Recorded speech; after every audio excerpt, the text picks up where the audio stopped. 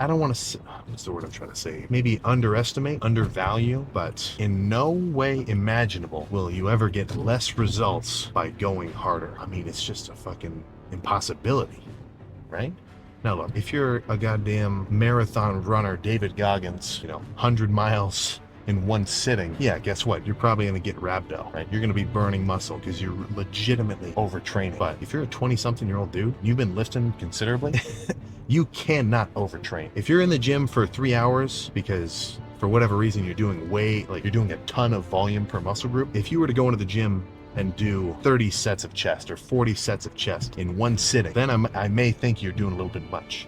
Like, that's more volume than I would say is necessary for some muscular stimulation. But if you're doing 8-10 sets per body part, it will only improve your results to push those sets as hard as you possibly can. And the fact that some people kind of comment like, should I really be training that hard? Should I really try to take every set to failure? I just kind of said this in another video, but I really got to say it again. It's how easy do you think it is to go to fucking failure, man? Even when you've hit as many reps as you could do, like even when I do let's say a set of curls with something heavy, whatever, 50s, 70s, something, right? I get 10 reps and like that last rep, oh, it's a real fucking grinder. And I can barely do it and I got to put it down. If you were to strap electrodes onto my bicep, you could zap it into doing probably another 3 reps. You've only got so much control over how hard you can exert your fucking muscles. Now that's something you do improve over time as a lifter. I can push myself harder relatively now than I could as a beginner. That is kind of a skill you do develop. But in no way do I think anybody is going to do an 8-set workout for chest. And if they push every set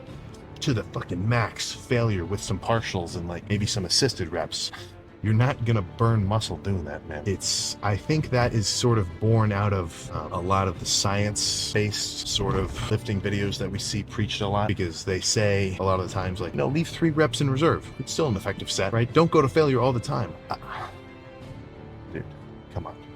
Think about, in a lot of cases, honestly, you can kind of use this sort of analogy to look at all sorts of different arguments just in life. Take things to the extreme, So there's 2 extremes when it comes to doing working sets. There is 0 work being done, which means you don't even fucking do a set. Obviously, you're gonna get no results. There's no stimulus. Or you push a set as hard as you fucking physically can. Which extreme is gonna give you better results? What do you think, man? Come on, that comment just kind of gets to me.